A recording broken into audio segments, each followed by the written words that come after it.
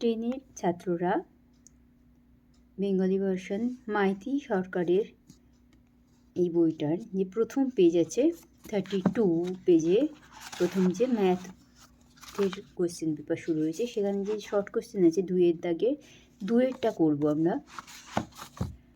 আর একক দৈর্ঘ্যের ব্যাসার্ধ বিশিষ্ট একটি নিরেট অর্ধগোলক। গোলকের ক্ষেত্রে আমরা কি ওর আয়তন দেখি 4/3 পাই আর কিউব, রাইট? অর্থাৎ তার ব্যাসার্ধ আর হলে 4/3 পাই আর কিউব হয়।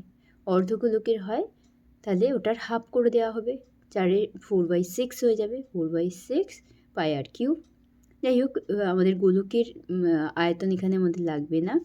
সর্ববৃহৎ নিরেট শঙ্কু কেটে নেওয়া যাবে, তার আয়তন কত?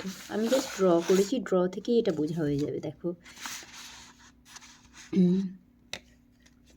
দেখো এইটা একটা অর্ধগোলক এঁকেছি যার ব্যাসার্ধ আর, ওকে সেন্টার করেছি। প্রথমে দেখো এটা ফুল গোলক একটা, ঠিক আছে? তো সেক্ষেত্রে দেখো এটা ও সেন্টার থেকে যে কোনো পৃষ্ঠে আমরা একটা রেখা টানি, আমরা আর পেয়ে যাই।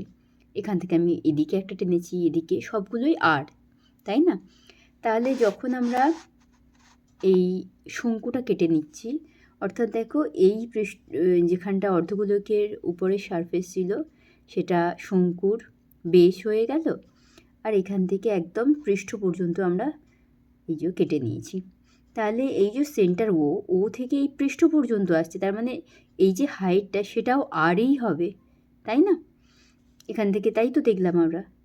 তাহলে আমাদের একটা শঙ্কুর আয়তন হয় 1/3 পাই আর স্কোয়ার এইচটা ওর হাইট হয়। তাহলে এইচের জায়গায় আর একটা আর বসিয়ে দেবো আমরা, তাহলে হয়ে গেল 1/3 পাই আর কিউব।